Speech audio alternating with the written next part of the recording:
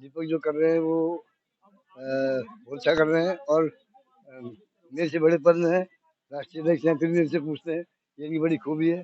फिर मेरे से पूछते बकाया ये भी कह रहा हूँ, जो आज ये काम किए हैं निर्मला जी को, जो इनको दिया, ये मैं अपने आँख से देखा हूँ, इतनी महिलाएं जो आ रही हैं, इनका दर्शन करके मेरे को इतना आगे, पता नहीं ये क्या करेंगे माता जी। और मेरे को आने को भी कह रही है। हाँ जी। जी जी, ये आप सबका सादर वो करती हूँ, स्वागत करती हूँ कि आप लोग आए हैं।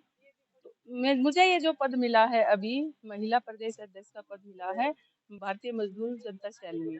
तो मुझे महिलाओं के जो हम श्रमिक महिलाएं हैं उनके लिए जो भी सरकारी लाभ हैं, जो भी हमारी जितनी भी स्कीमें आई हुई हैं, उन सब का लाभ दिलवाने के लिए, उनको अवेयर करने के लिए, उनके बच्चों की शिक्षा के लिए, उनके स्वास्थ्य के लिए, उनके वेतन के लिए, और जिन कंपनियों में वे कार्य कर रही हैं उनको जो सुविधा वहाँ प्राप्त नहीं हो रही है, उन सब के लिए हम कार्य करेंगे। जो शोषित पीड़ित महिलाएं हैं उन सब के लिए हम कार्य करेंगे, और जोर शोर से हम अपने पूरे जिले में, अपने पूरे प्रदेश में ही अपनी महिलाओं को जोड़ेंगे जो बिल्कुल अवेयर हैं और जो इन महिलाओं के लिए जो कार्य करेंगे, क्योंकि हमारे देश की आधारशिला ही श्रमिकों से है।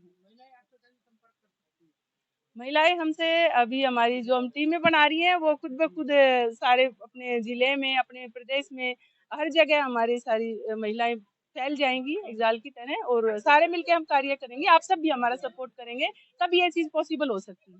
मीडिया मीडिया उसका सबसे बड़ा साधन है, तो आप लोग सक्रिय रहेंगे, आप लोग। हाँ जी बिल्कुल। हाँ जी, तो मेरे भाई और बहनें सभी हमारे जागरूक रहेंगे, हम बच्चों को भी अवेयर कर रहे हैं।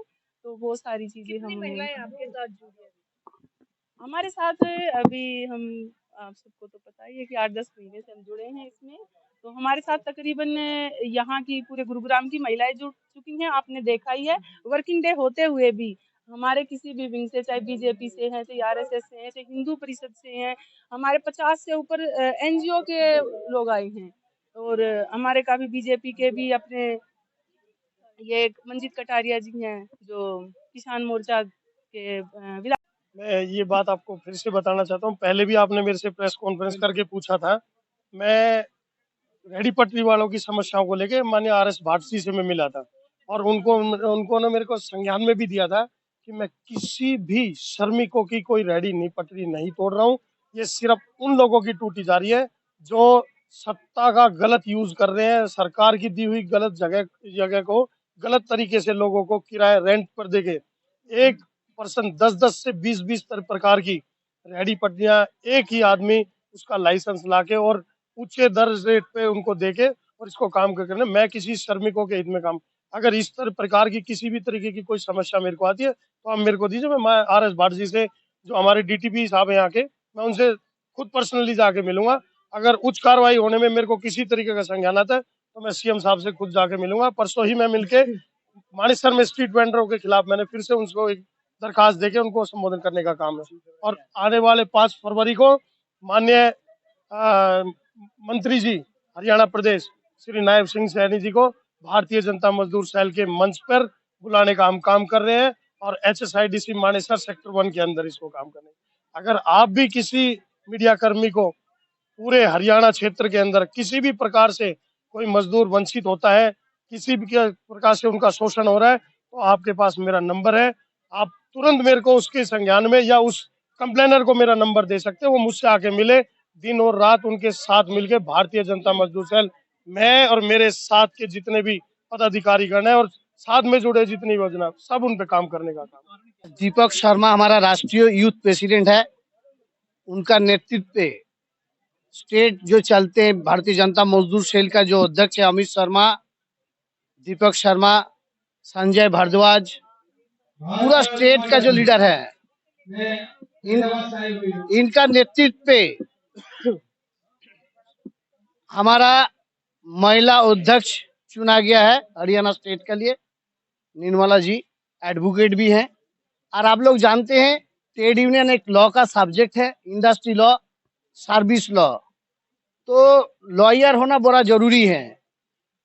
आप देखिएगा विपक्ष वाला का जितना भी श्रमिक संगठन है, चाहे कांग्रेस बोलिए, चाहे सीटू, AITUC, कोई भी पार्टी का महिला ट्रेड यूनियनिस्ट नहीं है। लेकिन भारतवर्ष में पहला भारतीय जनता पार्टी ने तय किए हैं कि पूरा ऑल ओवर इंडिया में हमारा महिला अध्यक्ष रहेगा ट्रेड यूनियन का, वो भी registered, government of India registered होना चाहिए, तो और एडवोकेट भी होना चाहिए।